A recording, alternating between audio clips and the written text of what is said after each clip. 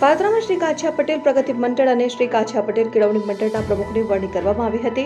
સ્વર્ગસ્થ કાલિદાસ ગાંધી મામાના અવસાન બાદ પ્રગતિ મંડળ દ્વારા પ્રથમ માસિક પુણ્યતિથિ નિમિત્તે શ્રદ્ધાંજલિ કાર્યક્રમ અને રામધૂનનું આયોજન કરાયું હતું।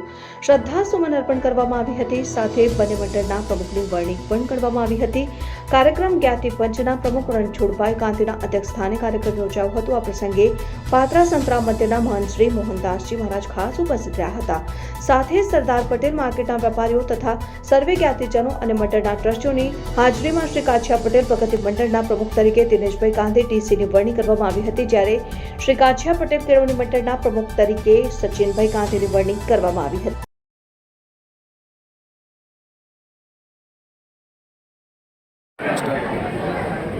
આજે શ્રી કાછા પટેલ પ્રગતિ મંડળના પ્રમુખ એવા શ્રી સ્વર્ગસ્થ કાળીદાસ અંબાલાલ ગાંધીની પ્રથમ માસિક પુણ્યતિથિએ આજે કાળીદાસ મામાને યાદ કરવાના, એટલે કે જ્ઞાતિની પ્રગતિ, કે જેમને આ જ્ઞાતિને ખૂબ પ્રગતિ અપાવી અને ગૌરવવંતી બનાવી છે, એવી અમારી શ્રી કાછા પટેલ જ્ઞાતિના પ્રમુખ સ્થાને જેઓ રહેલા, એ આજે એમને શ્રદ્ધાંજલિનો કાર્યક્રમ રાખવામાં આવ્યો અને એમની પ્રમુખ સ્થાન તરીકેની જે ખાલી જગ્યા પડી એ શ્રી કાછા પટેલના પ્રગતિ મંડળના પ્રમુખ તરીકે આજે દિનેશભાઈ ચંદુભાઈ ગાંધીની આજે જ્ઞાતિ પંચના પ્રમુખ રણછોડભાઈ શાંતિલાલ ગાંધીના અધ્યક્ષ સ્થાને વરણી કરવામાં આવી તથા શ્રી કાછા પટેલ કેળવણી મંડળના પ્રમુખ તરીકે સચિનભાઈ કાળીદાસ ગાંધીની વરણી કરવામાં આવી છે।